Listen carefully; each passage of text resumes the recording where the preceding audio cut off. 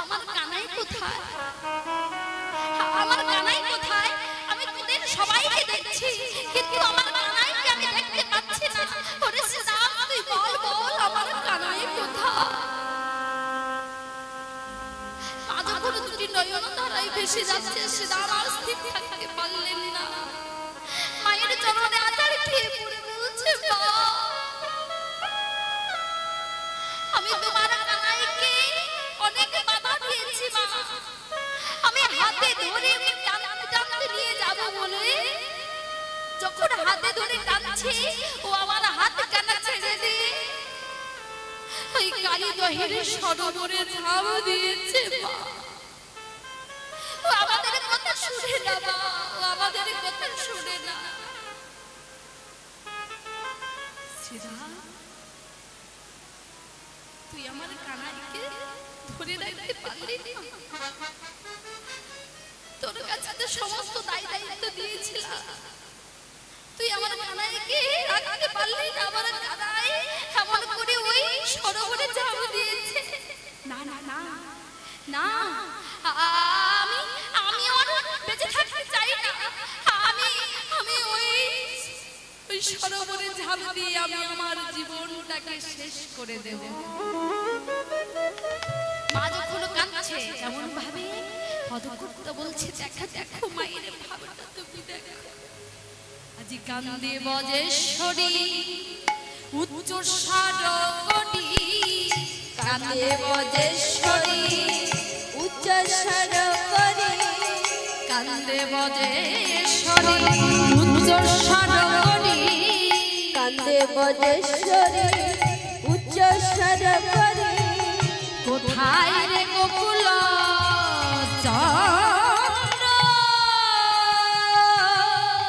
কান্দে বজেশ্বরী উচ্চ স্বরকটি, কান্দে বজেশ্বরী উচ্চ স্বরকটি। কোথায় রে গোকুল চন্দ্র, ভুলিকার বলে ঝাঁপ দিলি জলে, ভুজঙ্গে হইলি বাঁধ। ভুলিকার বলে ঝাঁপ দিলি জলে, ভুজঙ্গে হইল বাঁধ। আমি অপুত্র হইয়া মন্দির লইয়া, অপুত্র হইয়া মন্দির লইয়া, অপুত্র হইয়া মন্দির লইয়া, অপুত্র হইয়া মন্দির লইয়া। আমি থাকিতাম পরম সুখে, অপুত্র হইয়া মন্দির লইয়া, ঠাই পাইয়া সুখে। সন্তান হইয়া জঠরে জন্মাইয়া, ছেড়ে মায়ের বুকে। সন্তান হইয়া জঠরে লইয়া, ছেড়ে মায়ের বুকে। তুই সন্তান জঠরে জন্মাইয়া, ছেড়ে মায়ের বুকে। সন্তান হইয়া জঠরে লইয়া, ছেড়ে মায়ের বুকে। তুই আমার বুকে কেন হেলহা নিলি, তুই আমার বুকে কেন হে হানিলি, তুই আমার বুকে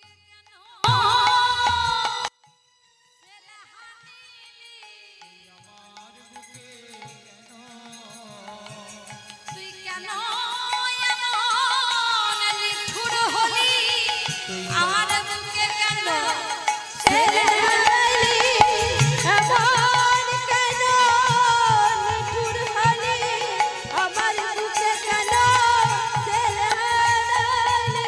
ওরে কেন এমন নিঠুর হলি, আমার বুকে কেন ছেড়ে দিলি, এমন কেন নিঠুর হলি। বল বল কানাই আমায় বল রে, কেন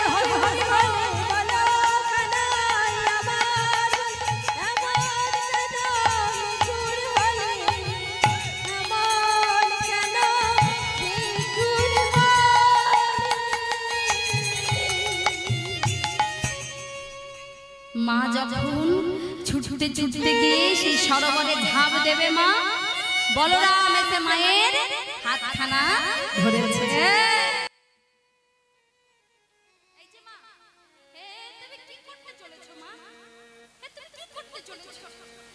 শোনো মা, শোনো শোনো, আমি তোমায় একটা কথা বলি, শোনো। তোমার যে কানাই ওই সরোবরে যে ঝাঁপ দিয়েছে না, তোমার কানাইয়ের কিছু হবে না মা। আমি তোমার ভাইকে চিনি। তবে মা শোনো মা, একটা কথা মা, তুমি কানাইয়ের জন্য ভেঙে পড়ো না, তুমি কানাইয়ের জন্য ভেঙে পড়ো না। আমি বলছি তোমার কানাইয়ের কিছু হতে পারে না, কিছু হতে পারে না, কিছু হতে পারে না। তুমি শুধু এখানে দাঁড়িয়ে দাঁড়িয়ে দেখে যাও ওই সরোবরের ভেতরে কি চলছে। ওমা, কানাই যেই না ঝাঁপ দিয়েছে, কালিও না কি করেছে, ফনা বিস্তার করিয়া কালিও আইলো, যত বিষ ছিল গোবিন্দের দিকে ছুড়িল, গোবিন্দের দিকে ছড়িয়া দিল। যেই নামা গোবিন্দের দিকে বিষগুলো ছুটছে, আর বিষে বিষে একদম গোবিন্দের দেহ তো নীল, আর একদম নীলি নীলময় হয়ে গিয়েছে। গোবিন্দের দেহ যা নীল হয়ে গিয়েছে, কালিও নাগ মনে মনে ভাবছে, এই তো আমার বিষের ক্রিয়া শুরু হয়েছে। এই যে ছেলে, তুমি আর বাঁচতে পারবে না আমার বিষ থেকে। শোনো, এখনই তুমি মারা যাবে। আমার দেহে যে পড়ে সে আর প্রাণ ফিরে পায় না। বুঝতে পেরেছো? ওমা, গোবিন্দের দিকে বিষ ছুটছে মা, গোবিন্দকে মারতে পারবে? ভগবানকে মারা, বলে ভগবানকে মেরে ফেলো, তাকে মারবে কে মা? সে সবাইকে বাঁচিয়ে রেখেছে, সে জানে যে কাকে নিতে হবে আর কাকে নিতে হবে না। রাখে হরি মারে কে, মারে হরি রাখে কে?